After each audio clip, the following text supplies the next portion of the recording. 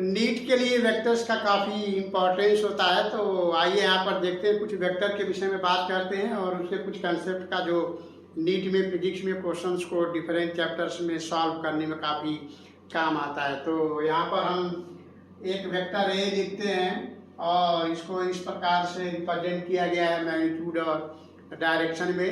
पहला कंसेप्ट ये होता है कि अगर वेक्टर को पैरेलली शिफ्ट कर दिया जाए तो इसमें कोई चेंजिंग नहीं होती।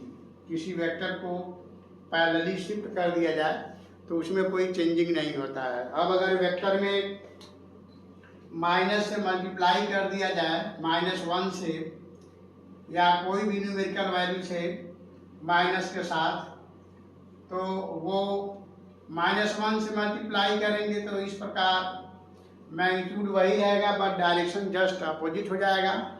-2 से मल्टीप्लाई करेंगे तो मैग्नीट्यूड जो है 2 टाइम हो जाएगा और डायरेक्शन जस्ट अपोजिट होगा। अगर -3 से मल्टीप्लाई करेंगे तो डायरेक्शन अपोजिट हो जाएगा और मैग्नीट्यूड 3 टाइम हो जाएगा।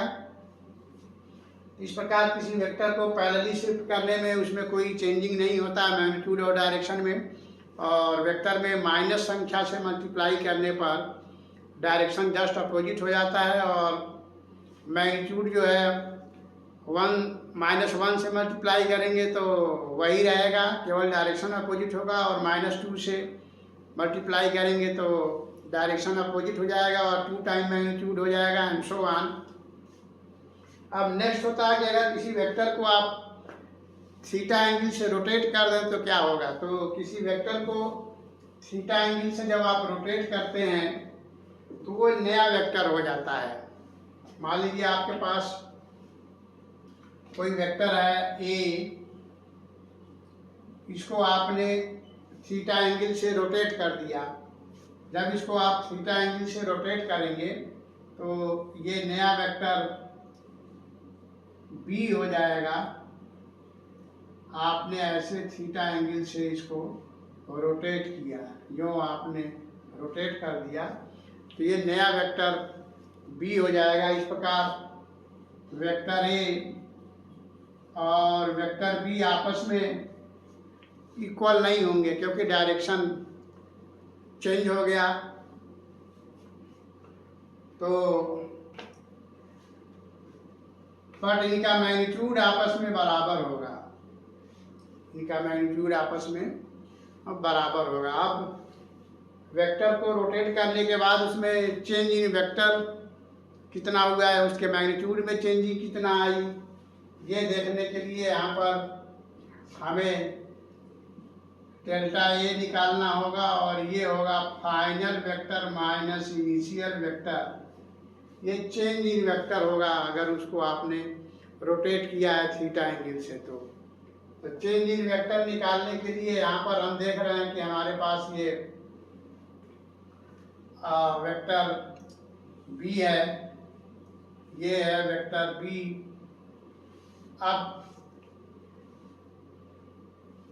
ये माइनस वेक्टर ए है, इसको जब माइनस करेंगे तो ये हो जाएगा जस्ट अपोजिट हो जाएगा वेक्टर और ये -a लिखेंगे।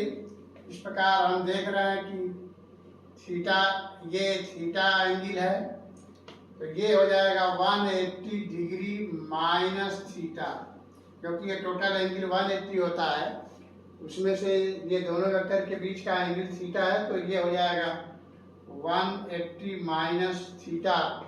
अब वेक्टर बी और माइनस वेक्टर ए के बीच का एंगल 180 डिग्री माइनस थीटा हो गया।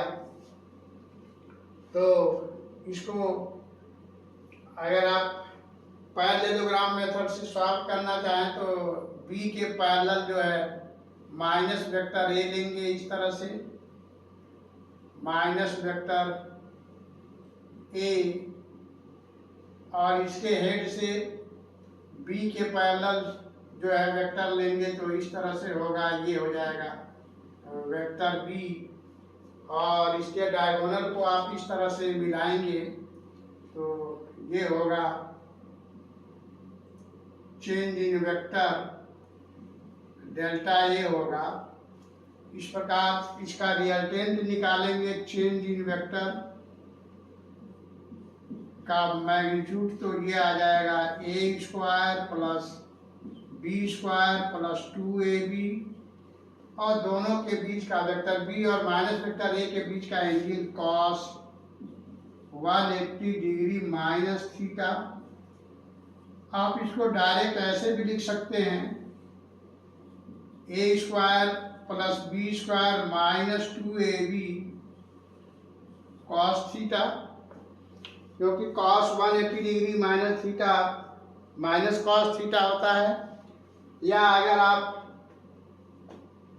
वेक्टर बी और माइनस वेक्टर ए का रिजल्टेंट निकालना चाह रहे हैं तो माइनस के केस में अगर कंसीडर करेंगे यहाँ पर वेक्टर को माइनस, तो फिर यहाँ कॉस थीटा लिखेंगे और वो माइनस का मैग्नीट्यूड यहाँ पर इन्वॉल्व हो जाएगा। तो ये अब हमें वेक्टर ए और वेक्टर बी का मैग्नीट्यूड आपस में बराबर है पता है, तो इसको क्या करेंगे, यहाँ पर लिखेंगे A square plus A square minus 2a square cos theta, और यहाँ से 2a स्क्वायर कॉमन लेंगे तो ये हो जाएगा 2a square 1 minus cos theta का रूट वैल्यू, और हम जानते हैं कि 1 minus cos theta 2 sine theta by 2 होता है, तो ये हो जाएगा 2a square into 2 sine square theta by 2, और जब इसको सॉल्व करेंगे तो ये हमारा जो रिजल्टेंट वैल्यू है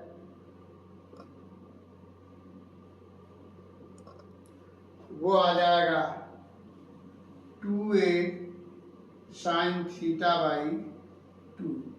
इस प्रकार अगर किसी वेक्टर को आपने थीटा एंगल से रोटेट किया है तो उसमें जो चेंज इन वेक्टर का मैग्नीट्यूड होगा वो 2a साइन थीटा बाई 2, आप यहाँ इसको ऐसे लिख सकते हैं, चेंज इन वेक्टर ए का magnitude 2a sine theta by 2। और ये फिजिक्स में नीट के लिए डिफरेंट चैप्टर्स में बहुत सारे क्वेश्चंस को सॉल्व करने के लिए ये कंसेप्ट काम आता है, जो कि काफ़ी इम्पोर्टेंट है। वेक्टर का ये कंसेप्ट जो है बहुत सारे चैप्टर्स में, जैसे मान लीजिए सर्कुलर मोशन हो रहा है तो उसमें यूनिफॉर्म सर्कुलर मोशन हो रहा है तो हाफ सर्किल में या 3/4 सर्किल में या 1/4 सर्किल में चेंज इन वेलोसिटी क्या हुआ, चेंज इन पोजीशन वेक्टर क्या हुआ, एंड सो ऑन। बहुत सारे क्वेश्चन बनते हैं। 1 राउंड चले तो डिस्प्लेसमेंट क्या हुआ, तो इस तरह से जो है क्वेश्चन सॉल्व करने के लिए ये कंसेप्ट इस्तेमाल किए जाते हैं। हम समझते हैं इसको आप काफ़ी अच्छे से समझ पाए होंगे। इसको आप ट्रायंगल मेथड से, यहाँ पर हमने पैरेललोग्राम मेथड से सॉल्व किया है, बाकी इसको ट्रायंगल मेथड से भी आप इसको सॉल्व कर सकते हैं। तो ट्रायंगल मेथड से सॉल्व करने के लिए आप यहाँ पर देखिए वेक्टर बी है, ये है वेक्टर बी, और 180 डिग्री माइनस थीटा पर आप माइनस वेक्टर ए लेंगे, बी को ऐसे थोड़ा सा आगे बढ़ाएंगे तो ये एंगल हो जाएगा 180 डिग्री माइनस थीटा, और फिर इसके हेड को इसके टेल से मिलाएंगे तो ये होगा हमारा रिजल्टेंट। और देखिए ये और ये आपस में पैरेलल हैं तो ये हो जाएगा डेल्टा ए। तो इस तरह से ट्रायंगल मेथड से भी आप इसको सॉल्व करेंगे तो यही वैल्यू आएगा, और उसमें फिर आप 180 डिग्री माइनस थीटा, क्योंकि वेक्टर बी और माइनस वेक्टर ए का बीच का एंगल 180 डिग्री माइनस थीटा है, तो cos 180 डिग्री माइनस थीटा फिर से माइनस cos थीटा हो जाएगा, तो ये रिजल्ट आप प्राप्त करेंगे। तो हम समझते हैं इसको काफ़ी अच्छे से आपने समझा होगा। तो फिर मिलते हैं नेक्स्ट वीडियो में किसी और कंसेप्ट के साथ, तब तक के लिए थैंक यू।